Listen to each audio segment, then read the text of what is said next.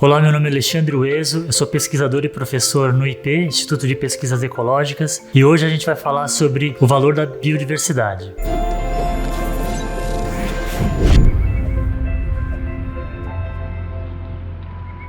E o que é a biodiversidade? É o conjunto de seres vivos que englobam as plantas, os animais, os fungos, outros seres microscópicos, e a interação que existem entre eles também. Se a gente olhar no mundo à nossa volta, a gente vai observar que a biodiversidade está em todo lugar, praticamente. Então, a biodiversidade está no solo que a gente está pisando, a biodiversidade está no ar, nas florestas, inclusive nos sistemas produtivos, na agricultura, na pecuária, nas outras atividades que acontecem no ambiente rural também. E nesse vídeo você vai descobrir como que a biodiversidade pode ser aliada na produção rural.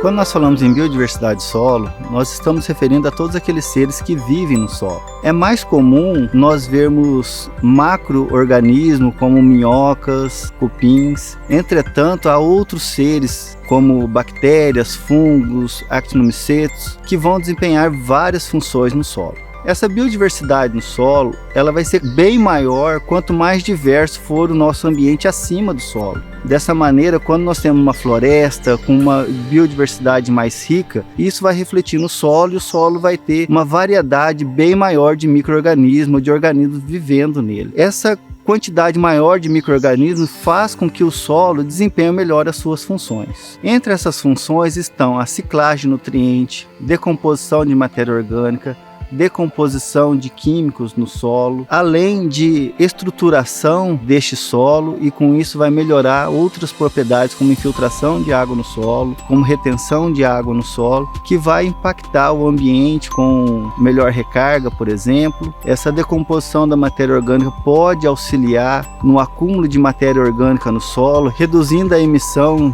de gases de efeito estufa. Desta maneira, podemos perceber que esses seres que muitas vezes nós não conseguimos ver a olho nu, desempenham várias funções no solo para o benefício tanto do nosso ambiente, da nossa propriedade, mas também como um todo, que seriam os benefícios que vão além da nossa propriedade. Um exemplo seria a redução dos gases de efeito estufa, que pode influenciar mundialmente, e também essa recarga de água, que seria a infiltração de água nesse solo para abastecimento de lençóis freáticos, que vão impactar fora da nossa propriedade, principalmente nos centros urbanos.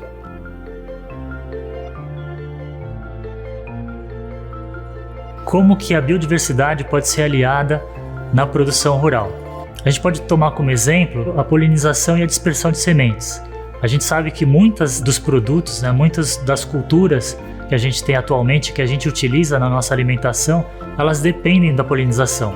Ou seja, depende de um agente polinizador que vai levar o pólen de uma planta a outra, de uma flor a outra, assim como acontece no café, assim como acontece no maracujá, no morango, jabuticaba, que é uma espécie nativa aqui da Mata Atlântica. Da mesma maneira, quando a gente está restaurando uma área, a gente precisa dessa dispersão de sementes, para que as aves, por exemplo, elas nos ajudem a levar mais propágulos para essas áreas que estão em restauração. A gente vai verificar que são inúmeras as vantagens de a gente manter uma alta biodiversidade na nossa propriedade.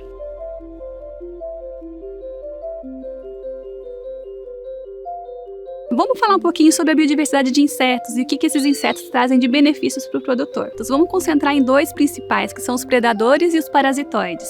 Eles fazem um serviço ecossistêmico, que a gente pode definir, um benefício que eles trazem para a gente ao se alimentar e ao se reproduzir, que é o que a gente chama de controle biológico de pragas. Esses insetos, eles podem, então, ao se alimentar daqueles insetos que causam alguma injúria na nossa lavoura, ou se reproduzir usando esses insetos pragas, ele pode fazer um controle natural natural desses insetos na nossa lavoura. Então, a presença deles é muito importante. Por exemplo, nos insetos predadores, a gente tem o exemplo das joaninhas. As larvas de joaninhas e as joaninhas adultas, elas se alimentam, por exemplo, de pulgões, que podem estar trazendo algum malefício para a nossa lavoura. Já os insetos parasitoides, as vespinhas, elas colocam seus ovos dentro de ovos de percevejos. Então, por exemplo, quando a gente vê uma plantação de morango e a gente vê alguns ovinhos de percevejo nessas folhas, essas vespinhas, elas podem colocar os ovos dela dentro desses ovinhos e as larvinhas delas vão acabar comendo o embriãozinho desse percevejo, que vai levar ele à morte. Então, na nossa lavoura vai ficar protegida da presença dos percevejos. Ao observar esse comportamento de controle biológico natural que acontece no campo, o homem vem investindo e tentando usar essa característica dos insetos parasitoides e predadores para melhorar o controle biológico de pragas. Hoje em dia, a gente tem as biofábricas de parasitoides e de predadores, por exemplo. São locais onde a gente consegue aumentar, a gente cria esses parasitoides num número muito grande, os predadores em número muito grande, e depois a gente pega essa quantidade grande de parasitoides e de inimigos naturais, que a gente chama, predadores e parasitoides, e leva para o nosso campo. Então a gente importa a ajuda desses inimigos naturais, a gente aumenta a quantidade deles nessas biofábricas e trazemos de volta para o nosso campo. Dessa forma a gente consegue controlar a população de pragas, aumentando a população de inimigos naturais presentes na área. Bom, pessoal, a gente viu que a biodiversidade ela é fundamental em diferentes atividades humanas. No entanto, o que a gente verifica historicamente é que a gente está ameaçando essa biodiversidade.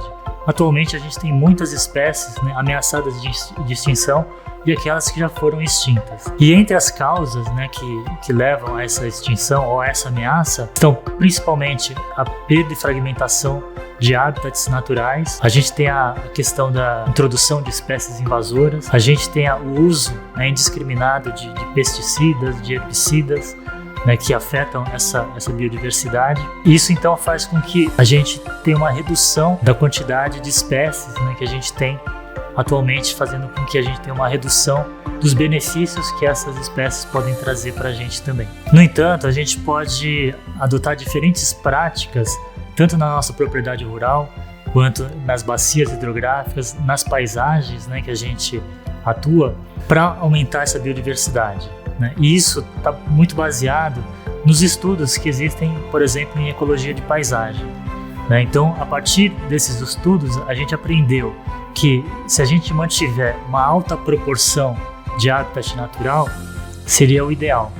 Ou seja, se a gente tiver áreas que têm acima de 40% e 50% de proporção florestal nativa ou de habitat nativo, seria a forma ideal da gente manter essa alta biodiversidade.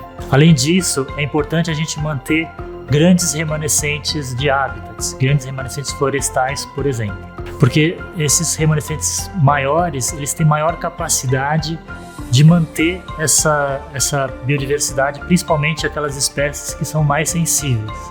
Então, quanto maior for esse fragmento, esse remanescente florestal, maior a capacidade dele de manter essa biodiversidade. Além disso, a gente tem que minimizar o grau de isolamento que existe entre as populações. E para fazer essa minimização, a gente tem que aumentar a conectividade da paisagem. Como que a gente aumenta? A gente pode aumentar através de corredores ecológicos, ou seja, a gente pode criar estruturas. A própria cerca viva, por exemplo, poderia funcionar como um corredor ecológico ligando fragmentos florestais. A gente pode usar o que a gente chama de trampolins ecológicos ou stepping stones, que seriam pequenas manchas de hábitats espalhadas pela paisagem, que pode facilitar o trânsito desses animais também. Por exemplo, se a gente tiver uma pastagem, e essa pastagem não tiver árvore nenhuma, vai ser muito mais difícil o animal trafegar por essa pastagem do que se você tiver árvores espalhadas por essa pastagem. Então, essas árvores poderiam servir como trampolins para facilitar essa movimentação. E além disso, a gente pode aumentar a permeabilidade da matriz também. Ou seja, a gente manejar essa matriz de forma com que você tenha elementos nessa matriz que também facilite o fluxo de indivíduos por essa paisagem. e com isso a gente vai conseguir manter populações maiores, populações que tenham menos riscos de extinção do que se você tem numa paisagem não manejada.